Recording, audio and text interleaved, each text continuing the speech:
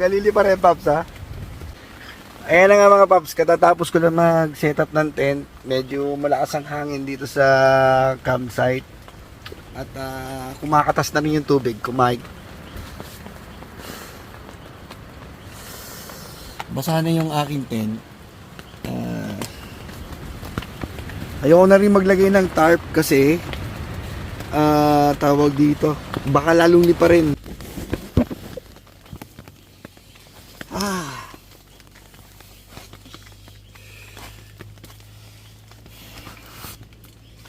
Baba akong pamunas yan.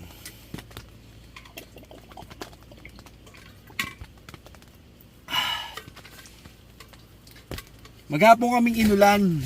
Simula doon sa paliligo doon sa falls hanggang dito sa campsite. So nakita nyo naman yung pagsiset up ng tent. Tapos tawag dito, sobrang lakas ng hangin. So importante lang naman, meron pa tayong isa pang pamalit na tube na dahil nagbabasa na rin dito. Hindi ko pinilalagay yung kama ko at saka yung aking pangsapin para at least pag natulog ako mamaya, tuyo.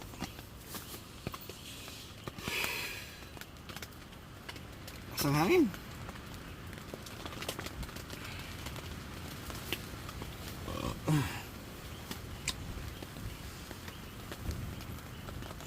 Dapat pala kinuha. Basa na rin yung loob ng ko eh. Hindi kasi habang nagsaset up umuulan kaya nabasa dito sa loob. Pupunasan lang. Ang problema ko, yung mga basa kong damit nasa baba. So meron pa tayong isang backup na ilaw in case of emergency. Humupa ng konti. So check muna natin sa labas kung anong. Sana tumigil yung ulan. Okay lang yung hangin, walang problema sa hangin eh. Yung ulan lang.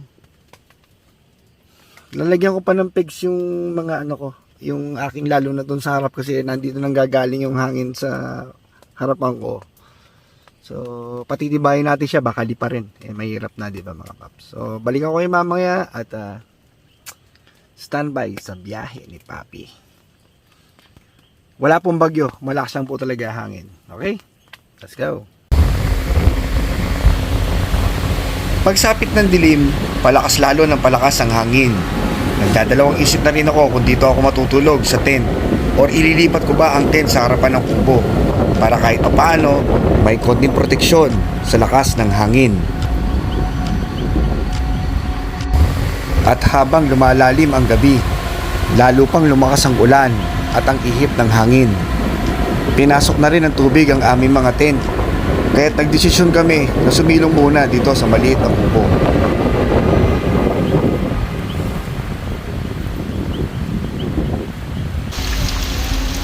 Tingnan, Boss Boulder, ispatin mo nga yung akin.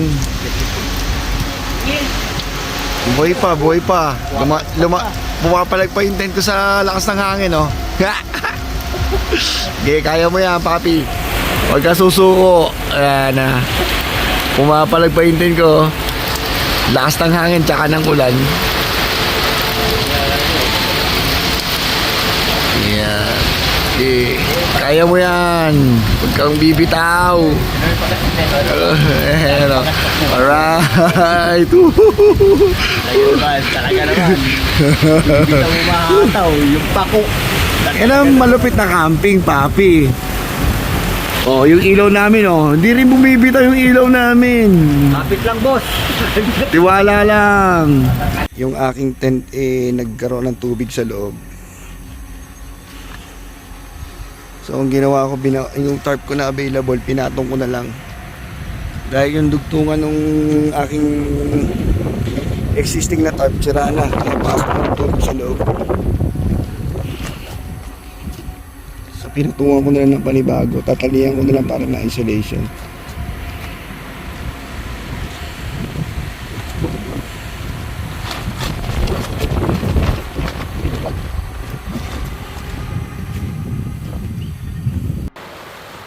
Panandaliang huminto ang lakas ng hangin at ulan. Pero maya-maya pa, eto na naman, bumuhos ng ubo ng lakas. Kaya't pumasok na ako sa loob ng tent, inilatag ang sapin at ang aking higaan para makapagpahinga. At eto na ang sumunod na mga nangyari.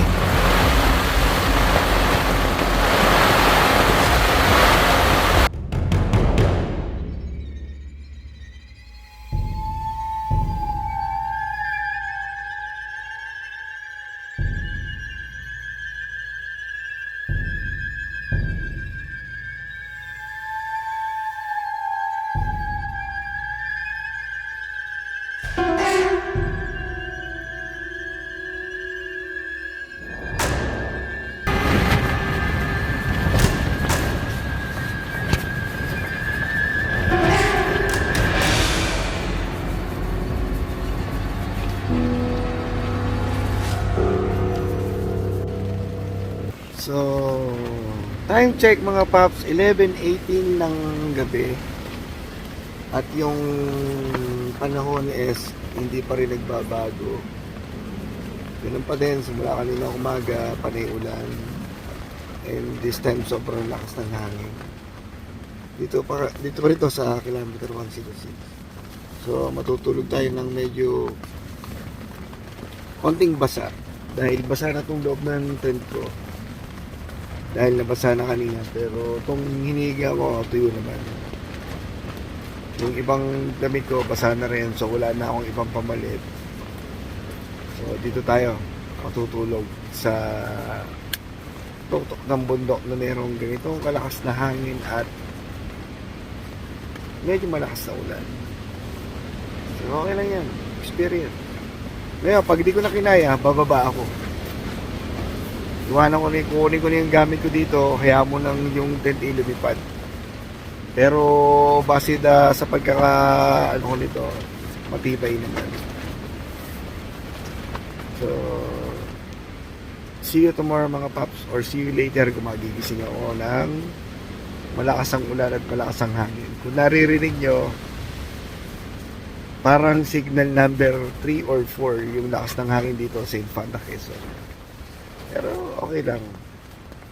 As long as hindi naman ako nililipad yung tent at hindi naman ako pinapasok ng sobrang lakas ng ulan dito sa aking tent. So, tulog na ako mga paps.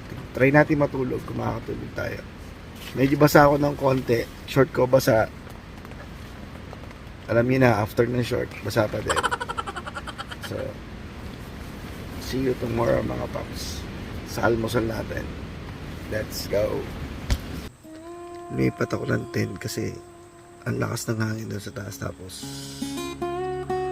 basa na yung loob ng tent ko, so kailangan ko lumipat kasi ang hirap matulog ng basa, although basa na ako. So, lipat ako dito sa medyo hindi masyado malakas ang hangin. Merong isang available na tent na hindi tinulungan. Dito ako matutulog. Hindi kaya dun sa taas. Sobrang lakas ng hangin, tsaka basa na yung tent. Kaya wala, dito na. Hindi pa tayo dito. At least dito medyo tayo tutulugan na. Alas 12 na. Let's go. Good night. Good night mga paps. Good night mga papi.